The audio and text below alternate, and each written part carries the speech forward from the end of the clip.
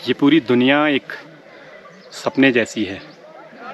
कल मैं फाटा में था, वहाँ का अलग नज़ारा था, अलग दुनिया थी। रात में सोया, सुबह उठा, चीज़ें अलग हुई, भागम भाग किया, तैयारी किया और फिर आ गया तुंगनाथ जी बाइक से।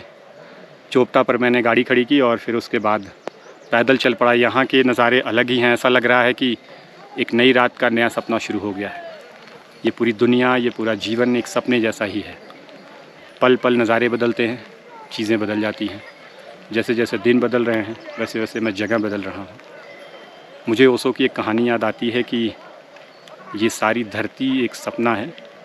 हो सकता है कि इस समय मैं जो कर रहा हूँ ये सपना हो, या हो सकता है कि जो मैं कल कर रहा था वो सपना हो।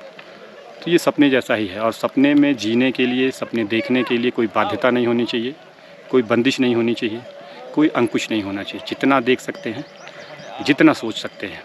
रियल लाइफ में आपको जो लगता है रियल है, एक्चुअल में शायद ये भी कोई सपना हो। इसमें भी जितना हो सकता है आप सोचिए, जीने की कोशिश करिए और चलते रहिए।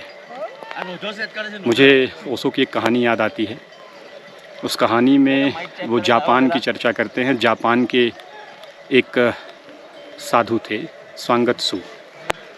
स्वांगत्सु बड़े ही ज्ञानी साधु थे और लोगों की समस्याएं वो हल किया करते थे। एक दिन स्वांगत्सु अपनी कुटिया के बाहर बड़ी चिंतित मुद्रा में बैठे थे। गांव के लोग उधर से गुजरते थे तो स्वांगत्सु को चिंतित देखकर चिंतित हो जा रहे थे कि आखिर ऐसा क्या है कि स्वांगत्सु चिंतित हो गए। ऐसी क्या समस्या आ गई जिसका हल उनके पास नहीं है। लेकिन गांव का कोई व्यक्ति अकेला ये हिम्मत नहीं कर पा रहा था कि वो स्वांगत्सु के पास जाए और उनकी समस्या का कारण पूछे। गांव के सारे लोग इकट्ठा हुए, उन्होंने आपस में राय मशवरा किया और ये सोचा कि चलते हैं उनके पास।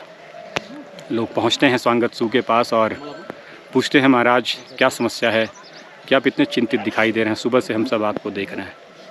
स्वांगत्सु काफ़ी देर तक शांत रहे, काफ़ी लोगों ने प्रयास किया। अंत में स्वांगत्सु ने चुप्पी तोड़ते हुए कहा कि समस्या ऐसी है जिसका अब समाधान ना हो पाएगा। ये जीवन जितना भी बचा है वो एक चिंता में जाएगा, एक शंका में जाएगा, एक डर में जाएगा। लोगों ने पूछा क्यों, क्या हुआ? तो स्वांगत्सु ने कहा, कल रात मैंने एक सपना देखा और सपने में मैंने देखा कि मैं एक तितली बन गया हूँ। तितली जो डाल डाल पर बैठ रही है, पत्ते पत्ते पर बैठ रही है, फूल फूल पर बैठ रही है। और मैं बहुत प्रसन्न था तितली बनकर। मैं तमाम फूलों पर बैठ रहा था, सबके रस चख रहा था, जिसका ज़्यादा स्वादिष्ट लगता था उसको ज़्यादा पी रहा था। मैं बहुत खुश था, बहुत प्रसन्न था। कोई चिंता नहीं, कोई बंधन नहीं, कोई बाध्यता नहीं, कोई जिम्मेदारी नहीं। तभी अचानक इस मुर्गे की बांग ने मेरी नींद तोड़ दी और मैं खुद को अपनी चारपाई पर पाता हूँ।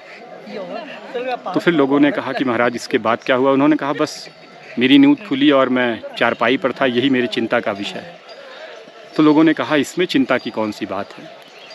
तो स्वांगत्सु ने कहा कि चिंता की बात यहीं से शुरू होती है कि कल रात मैं सपना देख रहा था और तितली हो गया, मुर्गे की बांग हुई और मैं स्वांगत्सु हो गया। तो अब डर इस बात का है कहीं कोई तितली सपना तो नहीं देख रही और वो स्वांगत्सु हो गई। उधर कहीं कोई मुर्गे की बांग हो और तितली का सपना टूट जाए और मेरा स्वांगत्सु का जो ये सारा खेल है, ये जीवन है, ये कर्म है, सब नष्ट होकर तितली में कन्वर्ट हो जाए। गांव के लोग भी चिंतित हो गए। और एक्चुअल में यही एक प्रश्न है जीवन का कि क्या हम सच में जी रहे हैं या सपना देख रहे हैं? तो जो भी आपको लगता है कि आप जी रहे हैं उसको एक सपना मानकर ही खुल कर जिए, क्योंकि कभी भी इस ज़िंदगी का भी सपना टूट सकता है। कुछ ऐसा हो सकता है, कुछ ऐसी घटनाक्रम हो सकते हैं, या मुर्गे की बांग की तरह कोई ऐसी आपदा और समय आ सकता है कि ये सपना टूट जाए, ये शरीर छूट जाए और आप किसी और शरीर में हों और आप तक चिंतित हों कि ये मिला था तो आपने इसको जिया नहीं। इसलिए जब जब मौका मिले, जहाँ जहाँ मौका मिले, आप खुलकर उसका आनंद लीजिए, यात्राएं कीजिए, जीवन को जितना सुख दे सकते हो दीजिए, जितना व्यापक अपना दृष्टिकोण बना सकते हो, जितना अधिक आप घूम सकते हैं घूमिए, जीवन का आनंद लीजिए। यही जीवन है, क्योंकि ये भी एक सपना ही है। कभी भी, किसी भी, कैसे भी परिस्थिति में ये सपना टूट सकता है। और आज जो मैं दीपक हूँ, हो सकता है कल ना रहूँ। तो आज ये मौका मिला है, आनंद लीजिए। जय हिंद।